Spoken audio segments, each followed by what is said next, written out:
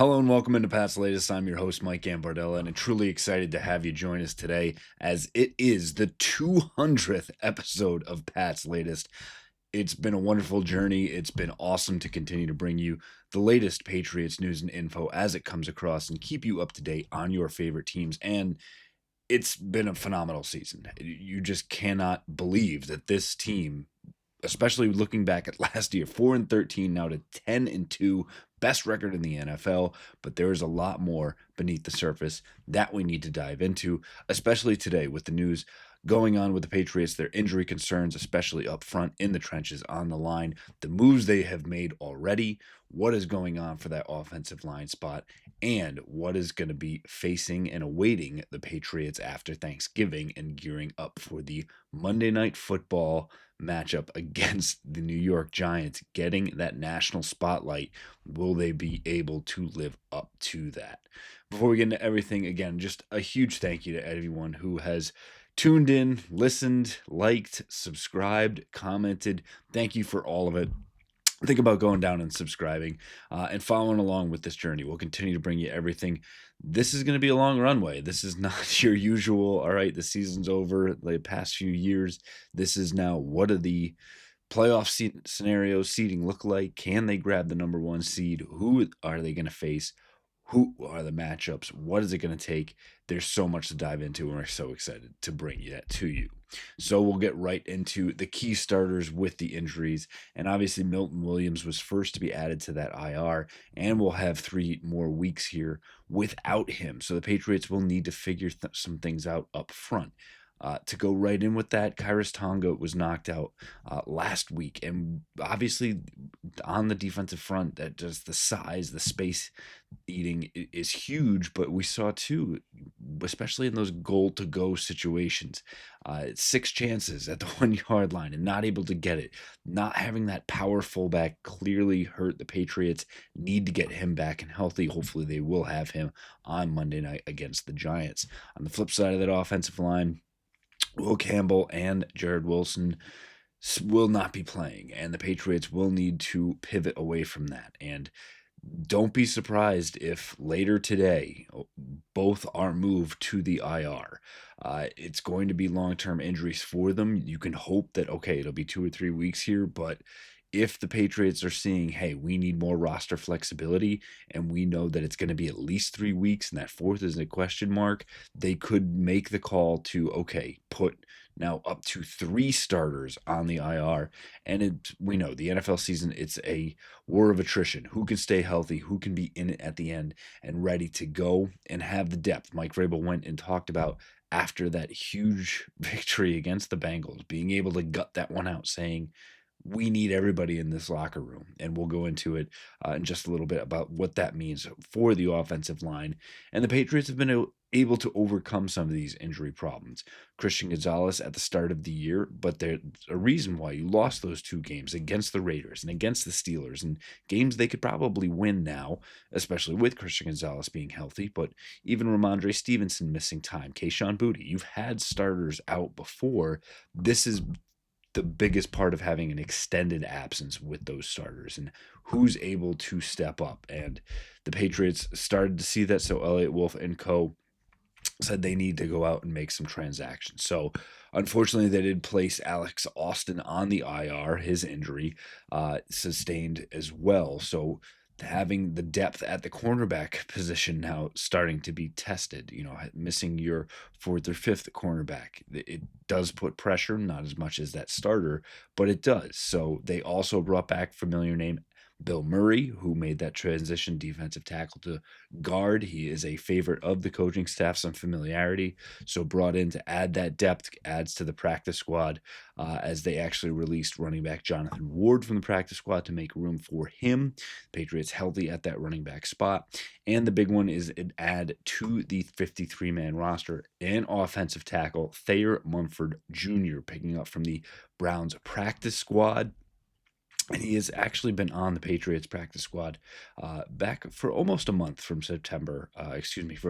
August to September, and has played for Josh McDaniels with the Las Vegas Raiders as well. Has familiarity in the system. He's played in 46 NFL games. He has 18 starts under his belt, 11 at right tackle, 5 at left tackle, and actually has 2 games as a eligible tight end here as well.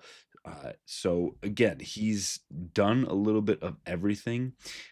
It's exactly what they need at this time, and it's lining up where, and yes, the pun to say lining up, for what Drake May needs. And you don't want to say Mayday, but it was Mayday in a sense when you said you're going to start 2 rookies at left guard and left tackle. Now you're saying those guys who actually played well, there's a reason why you went with 2 rookies. And Vidarian Lowe has had his ups and downs and will need to be put in a spot where, hey, it's sink or swim.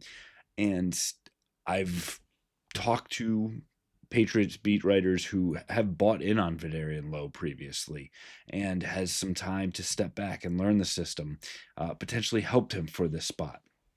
Again, he's going to have his times on Monday night where he misses an assignment, he cannot block the edge, he gives up a sack. It's going to happen. It's just, can he limit those down? Can he get away with, 3 to 4 pressures and 1 sack? That would be enough. Can he step up to that level? And the same will go for Ben Brown at the left guard spot, which you have a little less worry because he's had to do it once already. And as the 6th offensive lineman, he is tabbed as being that starter and next man up. So less so in that sense, but you start to wonder, okay, can Vidarian Lowe do this? And that's what the Patriots are doing by bringing in Munford, saying, we need to be ready for it. And if he can't, it would be Munford, but probably Marcus Bryant, the 7th round rookie who acquitted himself well in the preseason, could be able to, step in and get some of those snaps. And I don't think Mike Vrabel's going to shy away from playing those rookies and letting another one get in there if Vidarian Lowe cannot live up to the billing. And the third question with that is, if it's not the players that you brought in, it's not the players that you have, who else is out there? And the 2 big names is Jedrick Wills, the former first rounder from the Cleveland Browns, who has a familiarity with Mike Vrabel here as well. Do not expect him to come out of semi-retirement. He essentially was going to take the year to get healthy with his lower body injury, that leg injury that he sustained. And there's some questions around, is he really a first round talent? Was that a mischaracterization? And is that a huge upgrade from someone like Lowe or from Marcus Bryant? And we'll see how it works out. The other one that we're seeing some names float around is Isaiah Wynn, the former Patriot, that could come back in. And again, these would need to be workouts, see if they're ready. Can they get up to speed? Sometimes in these situations, it is better to stick with the players that you have in-house. This is why Mike Vrabel said, we need everybody. We need everybody in this locker room. And sometimes it is the sum of the parts more than, hey, this is an all-pro. Hey, this is a rookie first rounder, etc. It is, hey, this is continuity along the line. This is familiarity. This is who people are comfortable with. And this is who Drake May can trust at the end of the day. And it becomes even more important because even though the Giants 2-10, maybe the best 2-10 team that the NFL has seen in quite some time, because there is a lot of talent on this roster. Yes, there are holes and there are things that are gone absolutely wrong, which is why they decided to fire Brian Daboll. But Jackson Dart has shown that he is a starter in the NFL. He's missed the past 2 games with that concussion issue, but he is ready to be cleared and get back in there. And if you don't, you also have gunslinger Jameis Winston behind him as well. But expect Jackson Dart to be under center. And yes, they lost Cam Scatterboo for the year, but Tyrone Tracy looked like a very strong running back, and Devin Singletary is no slouch as well. And yes, Malik Neighbors is out. So again, this is a team that probably could be contending for a playoff spot should things have gone differently. But even without that, now Wan'Dale Robinson has been an absolute tear the past couple of games. And can he continue that on as well? Jackson Dart's going to be everywhere and put the test on the defense. And then speaking of the defense, that defensive line for the Giants is truly tremendous. Looking at guys like Brian Burns, Kayvon Thibodeau, Dexter Lawrence, yes, Sexy Dexy himself, and now adding the number 3 overall pick in Abdul Carter. That's quite a rotation that's going to be coming after Drake May, plus now having 2 replacements on the left side of that line. This does not bode well for the Patriots. And you're going to say there's going to be a trap game. And hopefully that was all right. You learn enough in the win at Cincinnati, right? It almost feels like sometimes you treat it like that was a loss in a sense, right?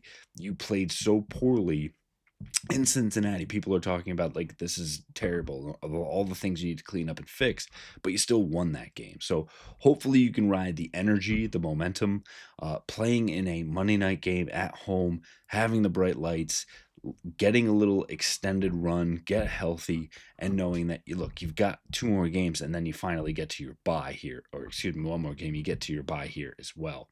And the Patriots absolutely need it. They need the time, and hopefully that can get everyone healthy. But this is going to be a test. This is not looking at, hey, this is the team, second worst team in the NFL, at least by record wise.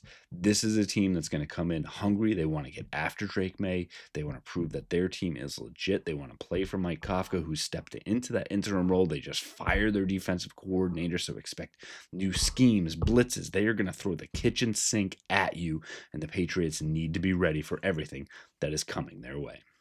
Again, thank you so much for joining us here on Pat's Latest. It's been tremendous to get 200 episodes now under our belt. It's been a wild ride. We're continuing on this roller coaster. There's going to be ups. There's going to be downs. There's hopefully going to be a division title, a playoff appearance, hopefully wins, and more that go on with this. But a lot of things to discuss along the way, and we want to hear from you. So get in the comments. Let us know what has surprised you most, what you'd like to hear us talk about on this channel. If you have questions, we can answer them right here too. Again, thank you for all the support, and go down, subscribe, and like if you haven't. And we'll see you on the next episode of Pat's Latest. Fight on, Foxborough.